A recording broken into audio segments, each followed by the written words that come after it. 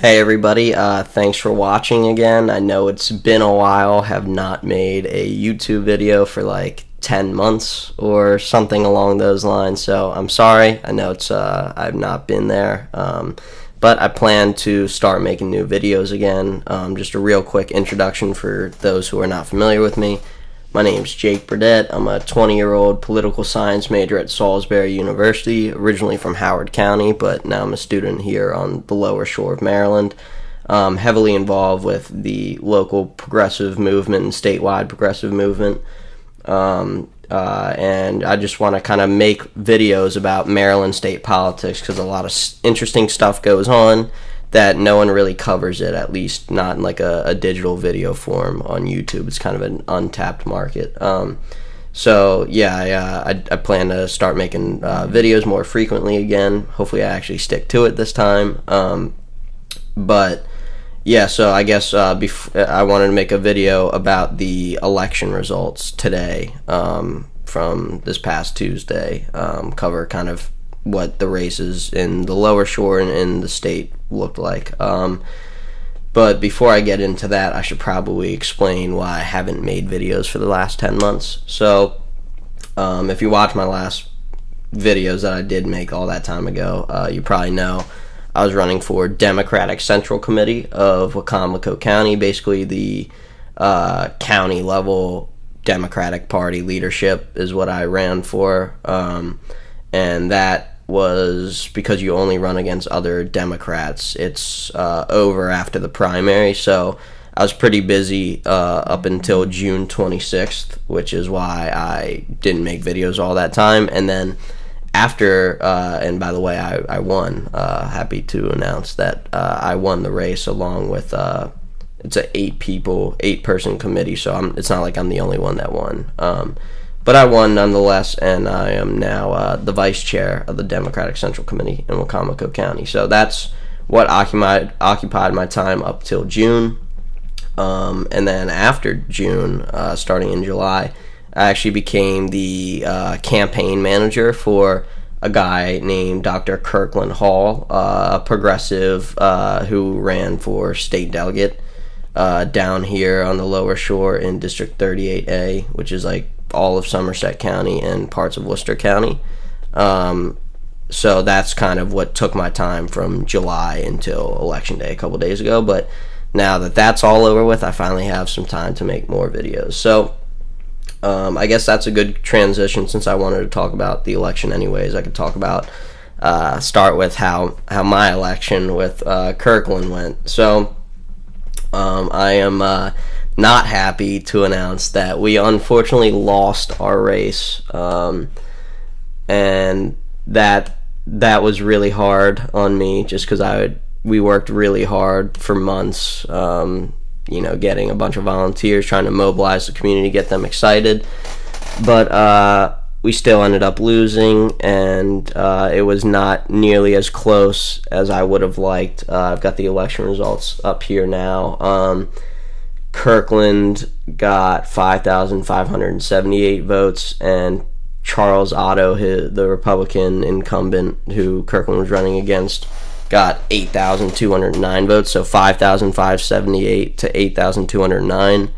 So it was the election was decided by about 20 percentage points, so not all that close, unfortunately. But I'm happy to say that we did increase turnout for the Democratic candidate in that district from prior midterm elections. So although we didn't win, we did move the needle in the right direction, and I guess I could talk a little bit about why I think we lost.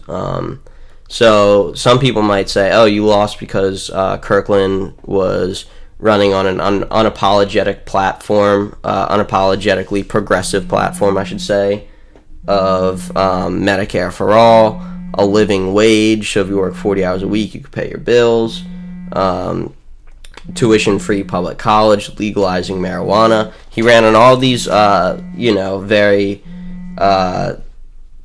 progressive issues in a traditionally conservative area, which many people might not say is wise, because they say, hey, if you're in a conservative area, you should run as a conservative Democrat. That's the key to winning, some might say. But I could say through firsthand experience, and I also have polling data to back this up nationally. But when we would go up to doors and talk to voters in these red districts about things like living wage, Medicare for all, free college, people didn't call us socialists. People didn't kick us off their porch. People didn't say, go away, I'm not voting for some far radical leftist like you. No, people were actually very receptive to the message. And I think a big part of that is, particularly in Somerset County, where most of Kirkland's district is, it's been the poorest county in Maryland for over 40 years. That's why people haven't been coming out to vote. They're actually, even though it's a historically conservative district because they've always had Republican representatives, there's actually more registered Democrats than Republicans in that district, but the Democrats never turn out because the candidate has never offered something like Medicare for all and living wage and things that are actually going to make people's lives better. Instead, all the Democratic candidates have ran as Republican light, and that doesn't inspire the Democratic base to come out and vote. They want policies that are going to make their lives better and policies that are kind of radically different from what's being offered by the Republican Party, who's had power there for decades and hasn't done anything to help the region.